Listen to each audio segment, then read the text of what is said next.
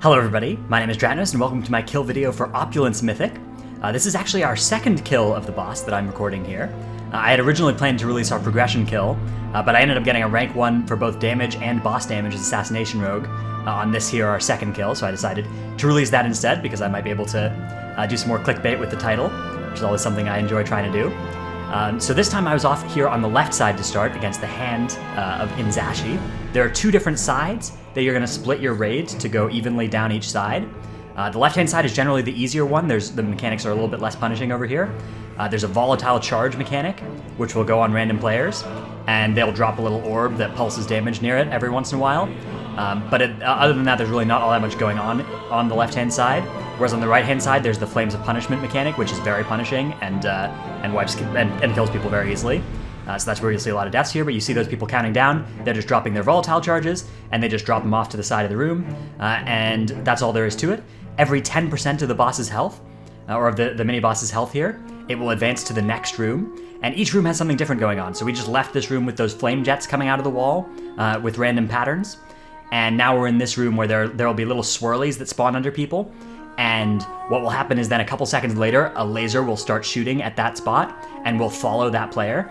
And what you need to do is you need to make sure that you don't... It's not too much of an issue on this side. On this side, it's not a big deal where you bring that laser as long as you don't, run it right on top of somebody. Even then, they can move out of the way. On the other side, on the right-hand side, when you're fighting against Yalad's Bulwark, you have to be pretty careful to not deny too much of the space near the mini-boss itself, because that will then cause you to be in much more danger from Flames of Punishment. But over here on this side, it's a lot less punishing. Now we're into the corner room here. The corner room is a little weird. There's this kind of like green gas that comes in here, and it causes you to take a slight dot. But the other thing that's cool in here is that if you get below 50% health, you get a versatility buff for a couple seconds. So people drop, if you end up dropping low, you'll actually gain a damage buff basically, which is pretty cool in here. And that's something that you don't want to actually cause that to happen. You don't want to take intentional damage, but it's something that may help you with your damage if that does happen to you. All right, so you see there I just got swapped, and you'll actually notice that I got a notification before I got swapped, about 5 seconds before, that I was going to get swapped. The way it works on Mythic is that randomly, players are going to get swapped from one side to the other, and you get a debuff that warns you for about 5 seconds before. You can see here, this is one of the rooms with the laser beam, and you saw if that Flames of Punishment had gone off, that particular fire might have been problematic for us. So that was something that we were lucky to phase the boss before that actually became an issue. So anyways, you see you're about to get swapped about 5 seconds before you do get swapped, and then you just get swapped with another player from the other side, and that can be a problem. That could land you in a mechanic, so you need to be a little bit careful. One thing that's cool is that you don't actually take or deal any damage for about 10 seconds after you get swapped, unless you move. So if you stay still while you're getting swapped, you have time to then assess the situation around you and prevent yourself from taking damage. And like you can stand in a mechanic for a little while and decide how you're going to handle it. So anyways, that's how the swap works. As an Assassination Rogue, because you have that 5-second warning, you can really use that time to refresh your bleeds before you get sent over, and that's a good way to deal extra damage. So as an Assassination Rogue, you're really looking to get swapped as often as possible. You'll notice there I used my Exsanguinate and then my Galecaller's Boon. That was an error. That's not what you want to do. You want to do those two things in the opposite order, but not to worry. But yeah, you're really just actually hoping to get swapped at pretty much every opportunity as an Assassination Rogue, except for when you're in your Vendetta, and then you'd rather not get swapped at that exact time. Now you'll notice I just took a gem there. I took the Opal. The way that the Opal works is that every time I damage a unique target, I get a damage buff. So as the fight goes longer and longer in the last phase, I'm going to get more and more damage as I hit more and more Spirits of Gold, and that buff just stays on me forever. You'll also notice that when you take a gem, you get a 30-second debuff, and at the end of that, you take an overwhelming amount of shatter damage that will one-shot you, or it'll proc your cheat death at least. That requires your healers to take the Amethyst and heal you, and the way that works is that the Amethyst prevents you from taking... When a healer with an Amethyst heals somebody, they get protected from shatter damage by 90% for the next 15 seconds. So it's very important that you assign healers to take the Amethyst, and that they give good coverage of that protection to the entire raid, both to prevent that dot or that delayed damage from taking a gem from killing you, and also to prevent the Whale of Greed in this last phase of the boss from killing you, which is also shatter damage that will kill you. So yeah, anyways, I've got the Opal. It's pretty lucky I got swapped here because I'm going to get an extra Opal stack because I've now hit another target, and also because I have bleeds going on 2 targets now for a little while, which is pretty lucky. The other gems that are going on, there's like some tank gems. There's the ruby. The ruby you're usually going to want to assign to 2 players on each side. The way the ruby works is that when you deal damage while you're carrying the ruby, you stack a damage taken debuff on the target. And you really need to keep that. That falls off after 2 seconds, and it can only gain new stacks every 1 second. And it only gains a stack when you use a damaging ability on the target. So Assassination Rogues are actually not very good at carrying that. In future weeks, if I'm assigned to carry the ruby, I'm actually going to play Outlaw to help facilitate that. So that's my plan to do that, because Assassination has just a bunch of time where you don't actually want to click any globals in 2 seconds.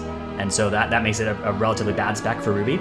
Specs like Warrior, Demon Hunter, and Outlaw Rogue are good specs for carrying it by contrast. Anyways, here comes the first coin shower in the actual final phase here. The coin shower, our strategy for these is we were going to stack for the first one and split the damage that way. The second and third ones we were going to use Blessing and Protection on, or we were going to use individual immunities. And then from any thereafter, after we've exhausted our bops, we were just going to sacrifice any players who get them.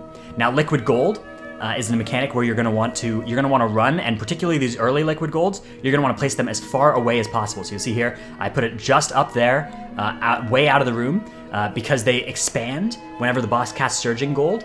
And so you want to keep them, the first set, way out of the room, ideally on those bridges, so that then the second and third drops can be at the edge of the room, rather than having the second and third drops be in the middle of the room and then kill you. And the liquid gold will absolutely kill the raid if the boss casts Surging Gold and it deals damage to the whole raid. You're just going to die there. So that's a really big thing to try and avoid. Now the boss, you might get surprised by its health pool. It seems like it's got a lot of health, but as that ruby is stacking on it, and as your whole raid is stacking opal stacks, you're going to actually notice the boss is just going to fall over at some point, and it's going to die increasingly quickly. So I think I'm actually only going to get 1 more Vendetta here. I might end up getting 2, but I'm pretty sure I'm only going to get 1 more Vendetta here, because these Spirits of Gold are going to come out. I'm going to cast my Fan of Knives here, and I'm going to get just a bunch of opal stacks, and now I'm just doing kind of ridiculous amounts of damage. We have the Topaz come in to give everybody full crit, so all my Fan of Knives are just doing tons of damage here. You could play a spec to pad more as well. You could play Echoing Blades, or you could pad on these more if you're Outlaw. But at the end of the day, you know, even though I was Fan of Knivesing them, I still got a rank 1 boss damage parse as well. So I ended up still funneling most of my damage into the boss, which is a nice useful thing. And you'll see, yeah, the boss is just all of a sudden at 20%. It's time for me to fire off my last Vendetta. So we'll use that. The Surging Gold is getting pretty close here, and I'm dropping a liquid gold just kind of right outside here. And that's fine. Now the boss is dead, so it doesn't matter where you drop the liquid gold as long as it's not right under the raid. And there's not going to be another Surging Gold cast before the boss dies. Down the boss goes. I got a cool crown there, which I then got to trade away because I already had a better crown. And the important thing, right after the boss dies, you'll notice I'm not doing a good job of it here, but everybody else in the raid is. You want to Bloodlust and pick up these gem pools as much as you can, because there can be BOEs in them. The speed with which you loot through these is affected by haste. So you want to be very, very careful to not do what I did there and AFK for like 5 seconds. I was just excited to have killed the boss, but I shouldn't have. This is a mistake, and yeah, these pools despawn after a couple seconds. You see we're just kind of madly running around, digging through the gold, trying to get some BOEs. I don't think we managed to get any this time, but that's the way you do that. So anyways, hope you've enjoyed this video. I will see you in the next one when we will do Conclave, and then Rastakhan, and then hopefully by then we'll have killed Mechatork, and I can do a video of that too. Thank you, and I'll see you in the next one.